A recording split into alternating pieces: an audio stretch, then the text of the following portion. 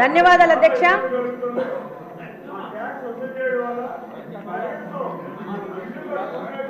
ధన్యవాదాలు అధ్యక్ష, ఈ అవకాశం నాకు ఇచ్చినందుకు.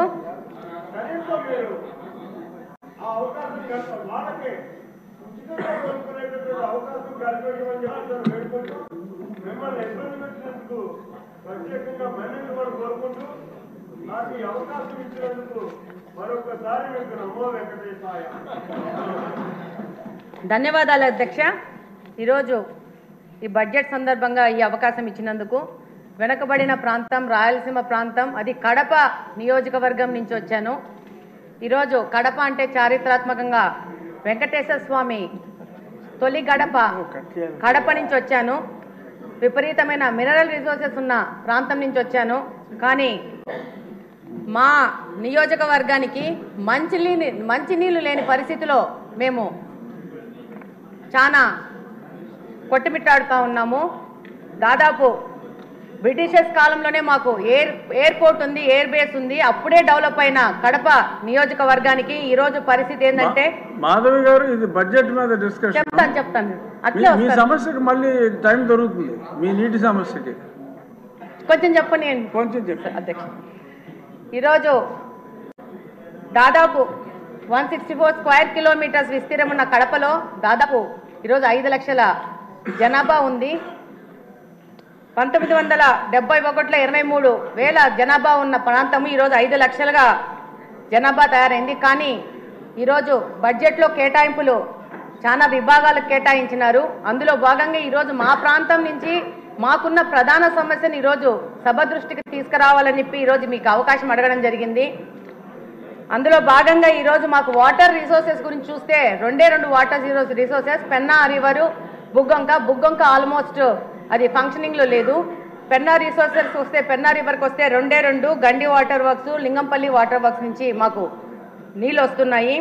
దాదాపు కరువు పీడిత ప్రాంతం వల్ల దాదాపు ఏ డివిజన్లో కూడా 3 నుంచి 4 రోజులకు గాను ఒక్కసారి నీళ్ళు ఇవ్వలేని పరిస్థితిలో కడప నియోజకవర్గం నడుస్తూ ఉంది. దాదాపు 20% గృహాలకు ఇంకా మంచినీళ్ళ కనెక్షన్ లేదు. మేము కార్పొరేషన్ దాదాపు 20 సంవత్సరాలని కార్పొరేషన్గా ఏర్పడి 20 సంవత్సరాల నుంచి 10 సంవత్సరాలు కాంగ్రెస్ పార్టీ, 10 సంవత్సరాలు వైసీపీ పార్టీ, కార్పొరేషన్ అక్కడున్న శాసనసభ పక్షగా వాళ్లే ఉంటూ గవర్నమెంట్లో లాస్ట్ 5 సంవత్సరాల నుంచి అదే పార్టీ ఉన్నా కూడా పూర్తి నిర్లక్ష్యానికి గురైంది. ఈరోజు ఈ బడ్జెట్ సందర్భంగా ఈ యొక్క సమస్యను మీ ద్వారా ప్రభుత్వ దృష్టికి, మిగతా సభ్యుల దృష్టికి తీసుకుపోవాల్సిన అవసరం ఉంది. కార్పొరేషన్ అని చెప్పుకోవడమే కానీ కార్పొరేషన్లో మంచినీళ్ళు ఇవ్వలేని పరిస్థితిగా కడప నియోజకవర్గము ఈరోజు ఉంది. ఈరోజు దాదాపు 95% రామనాయుడు గారు ఆవిడ సమస్య వినండి సార్ కొంచెం. అవును అన్న, వినండి అన్న. 95% ప్రజలు ఇంకా తాగడానికి మంచినీళ్ళు కొనుక్కునే పరిస్థితిలో ఉన్నారు. ఎంత దుర్భరమైన పరిస్థితి అంటే వాటర్ ప్లాంట్ల నుంచి వచ్చిన రిమైనింగ్ వాటర్ని కూడా పట్టుకొని పోయి గృహ అవసరాలకు వాడుకునే పరిస్థితిలో కడప నియోజకవర్గం ఉంది. కార్పొరేషన్కి సమ్మర్ స్టోరేజ్ ట్యాంక్ లేదు. మనకు ఎన్నో కార్పొరేషన్స్ ఉన్నాయి. అత్యంత హీన స్థితిలో ఉన్న కార్పొరేషన్ ఈ కడప నియోజకవర్గం యొక్క కార్పొరేషను. దాదాపు 100ల సంఖ్యలో వాటర్ ట్రీట్మెంట్ ప్లాంట్లు పెట్టుకొని వ్యాపారస్తులు నీళ్ళు అమ్ముకుంటా వ్యాపారం చేసుకునే పరిస్థితి.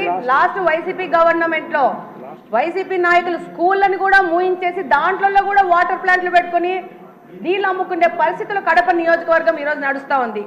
దాదాపు 5 లక్షల మంది జనాభా అంటే నివేదికల ప్రకారం 135 లీటర్స్ వాటర్ పర్ హెడ్ ఇవ్వాల్సి వస్తే 5 లక్షల మందికి దాదాపు 70 MLD వాటరు ప్రొవైడ్ చేయాల్సిన పరిస్థితిలో ఉండాల్సింది. ఈరోజు 40 MLD వాటరు ఇచ్చే పరిస్థితిలోనే కడప నియోజకవర్గం ఉంది. దాదాపు 1943లో గండి వాటర్ వర్క్స్లో బ్రిటిషర్స్ వాళ్ళు అప్పుడు 10-20 వేల జనాభాకు 12 MLDలో ఒక ఇన్ఫ్లేషన్ వెల్స్ కట్టే అదే ఇన్ఫ్లేషన్ వెల్స్ ఈ రోజుకు 2024వ సంవత్సరంలో కూడా అదే 12 MLD ఇన్ఫ్లేషన్ వెల్ ఇచ్చే వెల్నే వాడుకుంటూ కడపకు నీళ్ళు ఇచ్చుకుంటున్నాము. దాదాపు 5 నుంచి 6 రోజులకి నీళ్లు రాని పరిస్థితి. వచ్చిన నీళ్లు మురికి నీళ్ళు ఎందుకు వస్తున్నాయంటే డ్రైనేజ్ వాటర్ తీసుకెళ్లి మీ అందరికీ తెలుసు కడపలో బుగ్గొంక అని ఉంటుంది.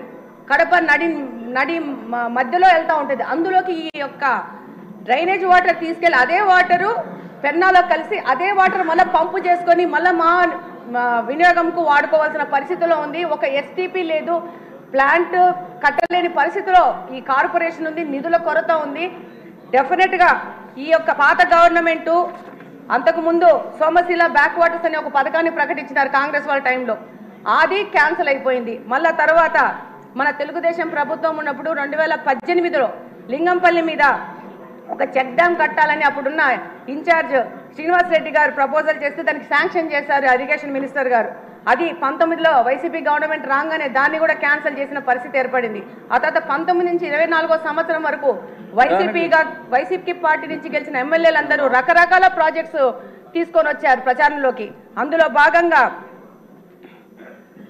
జిఎన్ఎస్ఎస్ ఎర్ర చెరువు అని చెప్పేసి ఒక ప్రాజెక్ట్ తీసుకొని వచ్చినారు. దాంతో పాటు ఒక్క నిమిషం అని అయిపోయింది, 1 minute అయిపోయింది. ఆ తర్వాత మళ్ళా మైలవనం నుంచి నీళ్ళని చెప్పి అదొక ప్రాజెక్ట్ తీసుకొచ్చారు, అది లేదు. మొత్తం పైపులన్నీ తీసుకొచ్చేసి ఆ యొక్క మా కడపలో పెద్ద పెద్ద పైపులు పడి ఉన్నాయి, దాని ద్వారా నిధుల దుర్వినియోగం జరిగింది. ఇప్పుడు కడప నియోజకవర్గం నుంచి నా యొక్క ముఖ్య వినతి ఏంటంటే మాకు మంచినీళ్ళు ఇవ్వండి అంతే, ఏవి అడగట్లేదు, టీవీలు అడగట్లేదు, ఫ్రిడ్జ్లు అడగట్లేదు, మాకు మంచినీళ్ళు కావాలని సభాముఖంగా కోరుకుంటున్నాను. ఇదొక కడప నియోజకవర్గంలోని ప్రజలందరి బాధను ఈ సందర్భంగా ఈ యొక్క సభ దృష్టికి తీసుకొస్తూ దానికి సంబంధిత మంత్రులు, ఇరిగేషన్ మంత్రులు గారికి, అలాగనే మున్సిపల్ మంత్రులు గారికి, ముఖ్యమంత్రి గారికి ఈ విషయం ప్రత్యేకంగా చెప్పాల్సిన అవసరం ఉంది. మా కడప నియోజకవర్గం 2 ముఖ్యమంత్రులను ఇచ్చింది. 2 ముఖ్యమంత్రుల యొక్క నిర్లక్ష్యానికో మరి వాళ్లకు కడప అంటే చిన్న చూపో, కడప హెడ్ క్వార్టర్స్ లో మంచినీళ్ళు లేని పరిస్థితిలో కడపను తీసుకొచ్చినారంటే చాలా దౌర్భాగ్యమైన పరిస్థితి. మా కడప నియోజకవర్గం ఒక డిప్యూటీ సీఎం ని కూడా ఇచ్చింది. ఆయనకు అవగాహన రాహిత్యం వల్ల దాదాపు కడప నిర్లక్ష్యం చేసుకుని కడపలో నీళ్లు లేని పరిస్థితి, నీళ్లకు రామాని కొట్టుకునే పరిస్థితికి ఈ రోజు కడపని తీసుకొచ్చారు.